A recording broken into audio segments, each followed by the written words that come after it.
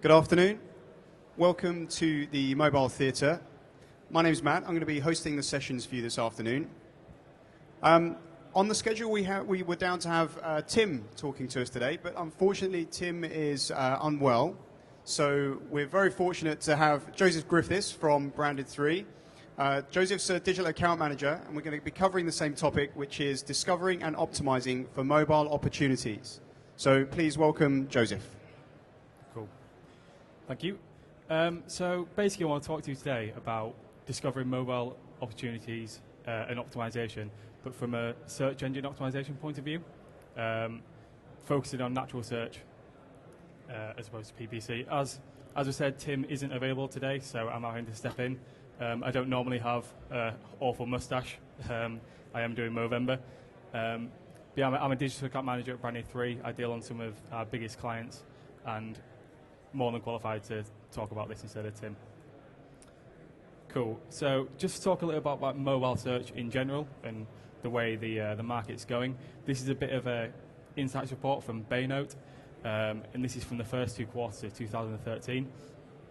And this goes on to state that 1 in $10 spent is through mobile or tablet devices, and this accounted to $4.7 billion in the retail sector.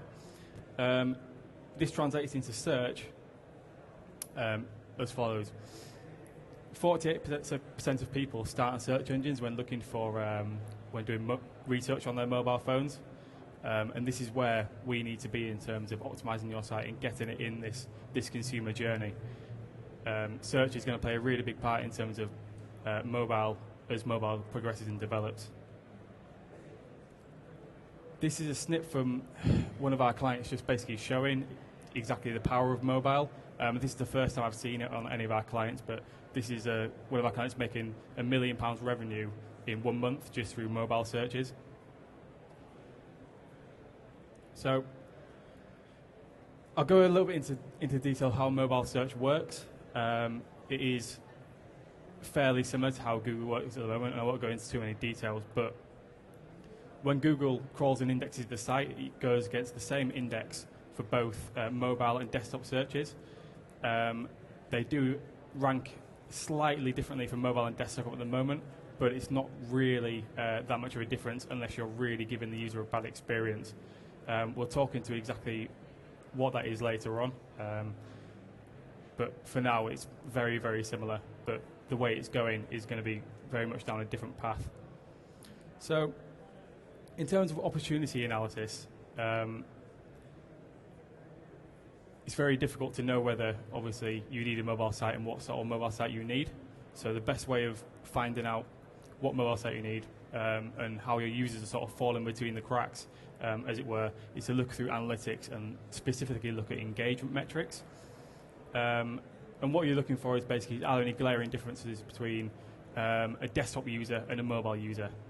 So I've got a few different examples now of things that we look at when we look at a site. So there's a mobile specific section or device section on Google Analytics that you can look at, and these are the sort of engagement metrics you need to be looking at straight off the bat. So we can see from here this particular client doesn't have a mobile optimized site. We can see that the bounce rate is much higher for mobile users. We can see that they visit less pages and they spend less time on the site. And this tells us that we need a mobile experience fairly rapidly because those users aren't trusting that site and ultimately they're losing out on revenue at the same time. And is there any focus areas that you need for mobile? This is an example of a different client, and this shows basically a subdomain of a booking process. And we can see that through this booking process, there's a 30% higher bounce rate. So if they are going to focus on one area of mobile and get that user experience, that user journey set up to exactly the right thing it needs to be, I would say to focus on this booking subdomain to make sure that it is absolutely right.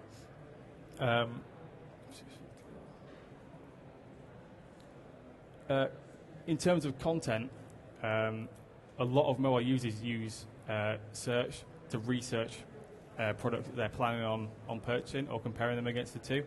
93% of people use mobile to research making a purchase. So what this translates to in terms of businesses is the content you've got on your site, is it optimized for a mobile experience? If you've got buying guides, are they on the site? Are they optimized? Have a look at analytics. Are people bouncing from these pages? Are they engaging with them at the same level as desktop users? If they're not, then you need to go in, you need to get these pages optimized for mobile users, because they will be having an effect on sales and trust of the site as a whole. Since Google took away our keywords from analytics, we can still get some mobile queries in terms of what people are searching for to get to your site. So you can get this by going into Webmaster Tools, going on the queries and just filtering for mobile. And what we do with this is we search these queries, see what landing pages are ranking, and then look at those landing pages from a mobile perspective. So have a look on your phone. Are they coming up well? What are the bounce rates on these pages? Engagement stats, like we looked at before. Do they need addressing? And you can also get a sense of demand from these as well. If you don't have the budget to focus on every single page, you can drill down into the ones that really matter through looking at the impressions and the traffic that you're getting from these keywords. And another big part about mobile, if you have any sort of physical location, physical store, is local SEO. Local SEO is absolutely critical to success if you have a physical business and you are wanting to go down the mobile route. 87% of smartphone users have looked for local information, and 76% have taken action as a result. With incorporated GPS in phones, this completely makes sense, and you really need to get your local SEO nailed down. I won't really talk much about local SEO in the talk because it's a bit of a separate field, to be honest. But what I would say is get your Google Plus profile uploaded and get it optimized so you are appearing for these local-based searches. Another thing as well, if you do have a physical store and you are going down the mobile route, get a store locator put on your page. 71% of people have used these store locators to find a store. If they're looking for you, make it as easy as possible to find you in that retail environment. A lot of people do this, some fairly big brands, and it works really well. If we do have a client and they have got a physical presence, this is the first thing we tell them to do in terms of optimizing their mobile sites. So there's a few different ways of actually going about and creating your site, and I want to talk a little bit about what they are, some risks, some pros and cons in terms of how Google view each of these different methods of doing things. So there's three different kinds. There's a fully responsive site, which I'm sure has been talked about quite a lot in this data today. There's a more technical way of doing things, which is by dynamically serving different HTML and CSS content to different users. And there's a mobile version of the site, which is historically the most one that's been used. So these are some stats that in regards to responsive design from eConsultancy. And this just shows that if you do have the audience that requires a mobile experience and you optimize it correctly, you can get some really fantastic results. The bench 100% increase in mobile conversion obviously stands out from there, and it just shows that you really need to get this site, your mobile site, optimized correctly for your users in order to get the best benefit. So responsive design basically is your website that resizes itself depends on any device. There's a little example there. So it's basically one site for every single screen. From an SEO perspective, this means that you have one URL for every single user. And this gets away from other issues such as duplicate content, which Google really do not like.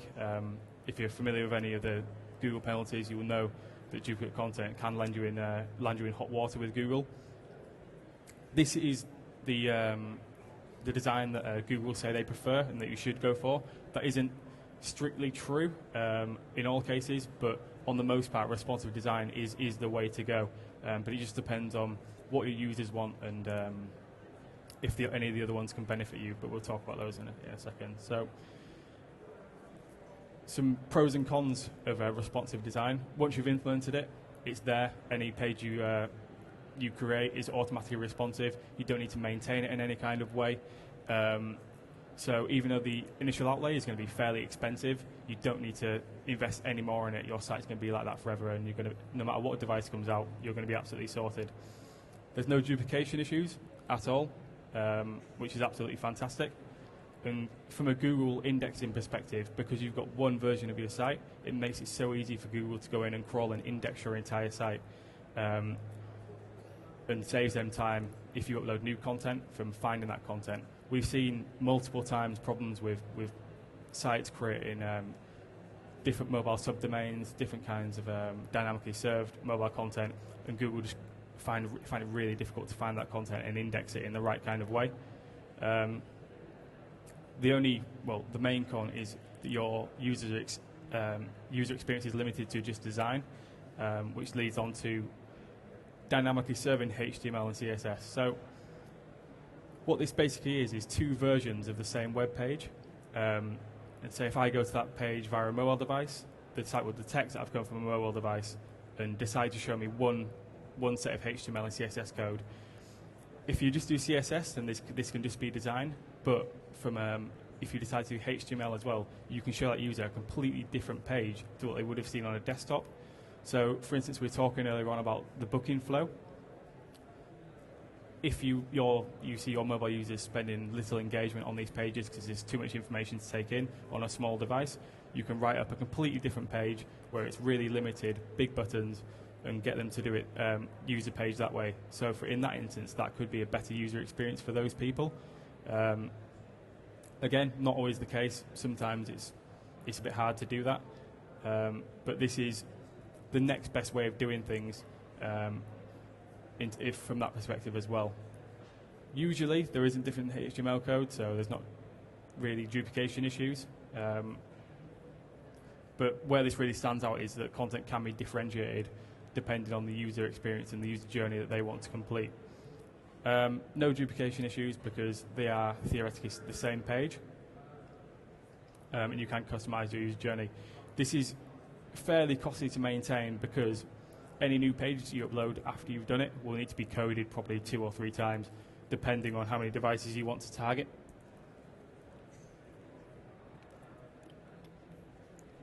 And from a technical perspective, it's actually very complicated to do. We've left development teams to do this from some of our clients, and they just sometimes they do it wrong, or they have glaring errors in terms of SEO. So if you are planning on going down this route, keep your SEO managers or your head of SEOs or your SEO agency in the loop and get their advice on everything every step of the way, because you can really do some damage if you do this wrong. The third kind of way is traditionally been the most adopted up until responsive design, is having separate URLs for your mobile offering and for your desktop offering. So example here is www.example.com and then a m.subdomain. This is really quick and easy to do, which is why a lot of people did it in the past. But the only problem with this is that it causes a completely duplication of your site online, which from a Google perspective is an absolute no-no. There are steps you can take to avoid that, but at the same time, it's not necessarily best practice. But as with anything, budget requirements can sort of take over from user experience at times. So, pros of this: easy to implement. As with the CSS HTML markup, you can differentiate the user experience on your mobile subdomain, which is very good, and you can customize that user journey. The cons are, if you don't do it correctly, large-scale duplication issues. If you've basically got a like-for-like site on a mobile subdomain, and indexing can take a lot longer because it's basically indexing a mirror of the same site. And if you haven't set up your robots.txt file up correctly to let the Google web crawler crawl that specifically, then you might run into problems. And there is a risk of penalization in mobile SERPs if you haven't implemented your redirects properly. I've got an example later on where I'll talk about this, but Google have come out and said they actively penalize sites that don't redirect properly to their mobile subdomains. So I guess choosing which one of these to go with really depends on one thing. Even though Google will say, yeah, the responsive design is the way to go, that's absolutely fantastic. In some cases, that's not actually the case, because if your users demand a different user journey when they're coming from mobile devices, then you can't cater to that by using a responsive design. So what you need to do is go back to analytics like we did at the beginning, analyze what journeys people take. If you have implemented anything, you need to keep on testing it after you've done it to see what the engagement levels are before and after you change absolutely anything for a mobile site. And it's just to be a bit open-minded, really. I know everyone says, yeah, do responsive, but sometimes it isn't always the best thing to do. If you have got fairly small budgets, mobile there isn't a huge barrier in terms of cost. You can go to some of these websites and get relatively cheap packages that will turn your site into a mobile-friendly website. Obviously, you need to follow the best practice of SEO guidelines when implementing these sort of things, but these three are the ones we've identified as being the best ways of doing this. But I have talked about a few implications in terms of penalties, etc. But just a big warning that if you are implementing something like this, you need to get an SEO's input every step of the way, because you can really mess up your site in terms of rankings from a mobile search view. Google have issued very, very clear recommendations on what is to be expected from mobile websites, which you can read just down there. I won't go through all these today. I've only got 25 half an hour minutes. So this is what I touched on earlier, and this is about redirects. So Google have actually come out and said that they will penalise your site if you do not redirect properly. So the example here shows 3 different landing pages, all redirecting to the homepage. And I've seen this on multiple websites before, and I for the life of me, can't believe that people still do this. From a user point of view, if you're going and you want to find a piece of content that's, say, about news or about car insurance, and they're automatically redirecting you to the homepage, you're never going to go to that site again on your mobile. And Google will look at that as a really big red flag in terms of user experience, and they will just wipe you out of the mobile search results. So in terms of making sure this doesn't happen, if you are implementing the last mobile subdomain, what we talked about, you need a comprehensive through-on redirect map in place. Usually development teams do this, but you need to compare this with analytics and look at what page you're creating as well, because there's also issues in terms of if you've got a 1,000-page site and you're only doing 200 pages on your mobile subdomain, where do those other 800 pages redirect to? And you need to be very, very careful in terms of what you're doing with those, because Google are really, really tight on doing this. Site speed, it's really worth bearing in mind that when people are viewing your site, they're doing it from a 3G connection a lot of the time. So site speed, even though it isn't part of the mobile algorithm at the moment, we think it will be in future. So this is something that you really, really need to keep an eye on, and not just from a search perspective, but from a user experience perspective. If your site's taking 5-6 seconds to load at a time, they're just going to go somewhere else, and they're going to go back to search and click on one of your competitors instead. This is the Page Insights tool by Google. Best tool for identifying issues with page speed. Just put your URL in. It gives you a score out of 100. This is Amazon. This is actually one of the best mobile scores I've seen. And it tells you the worst problems that you've got and exactly how to fix them. So, mentioned a little bit earlier on about the mobile web crawler. So Google, when they go and index the web, they usually have a desktop crawler, but they've also got 2 mobile crawlers as well, one for Samsung devices and one for an iPhone. You need to make sure that you are allowing these crawlers to see your mobile site, because if you've somehow blocked them or you haven't allowed them in robots.txt, then Google just won't know that your mobile site exists, because you're telling them not to go there and not to look at it. You'd be very surprised how many people actually have told Google not to look at this, their web properties, and yeah, they just don't get indexed properly. So,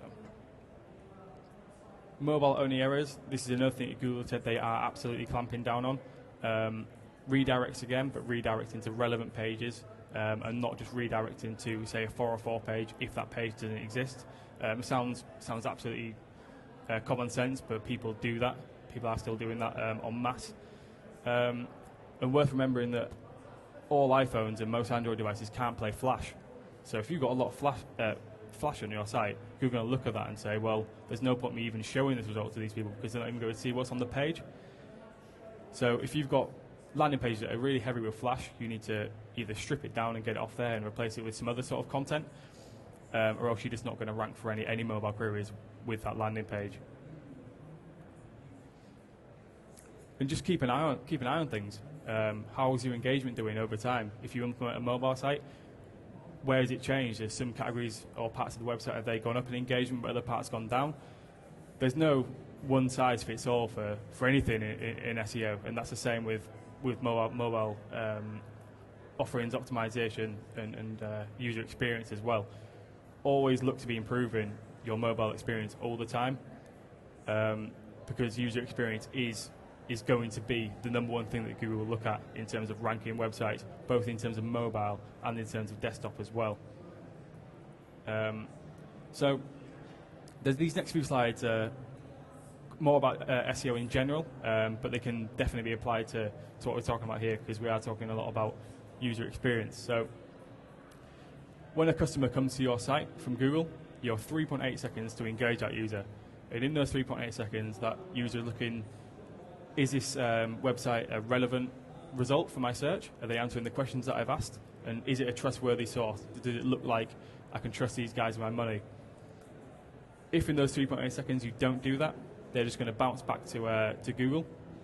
And this is a big red flag in terms of Google's web span team, is your result is not a relevant result. And we call this return to search. We actually found this out from an ex-Google guy who worked on the web span team, and he said this was something that they're really focusing on. If you're in number one place or number two, and consistently people are going to your site and clicking back to the searches and clicking on something else, that tells Google that basically your result isn't relevant for that query, so they'll just stop ranking you for it, or at least drop you down a few places. So user experience and design actually do matter in terms of SEO now, and you really, really need to keep an eye on things like this.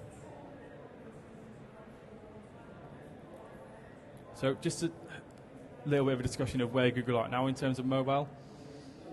Not really. There's not really much of a difference in terms of mobile and desktop searches outside of local search, and they've only said that they will capitalize on faulty redirects and smartphone-only errors. That doesn't mean that this is all they're going to do. They're definitely going to look into it more. So Google, all they want is to give the users a great experience. If you can do that on your desktop site, then that's absolutely brilliant. But in terms of mobile, if you're not, Google expect parity in terms of both of your user experiences. And if you don't give this, then they just won't want to rank you for any of the terms anymore. So user experience on mobile is absolutely paramount in terms of rankings and securing your rankings for the future. And if you don't deliver these, Google they'll just knock you out of the SERPs. So yeah, tomorrow's landscape, very different set of SERPs for desktops and mobile. We think this is going to change over the next 12 to 18 months. Site speed will definitely become a ranking factor. If it's not in desktop already, then it definitely will be in mobile, just because it's such an easy quality metric to measure. And user experience, if you're catering for users, then you're doing what Google wants. And if your desktop's doing well, then there's no reason for your mobile not to, if you are delivering that experience. Another cool thing that Google are doing at the moment is they're indexing Android apps. So if you've got an app for your website, Google will eventually have a viewing app button on the SERPs. So in terms of app development, that will become a part of natural search as and when things go on. That's it. So I went through those a bit quick. Has anyone got any questions? Cool. Well, if there's no questions, cool. Just say thank you very much, Joseph. Thanks for your time. Thank Great you. presentation.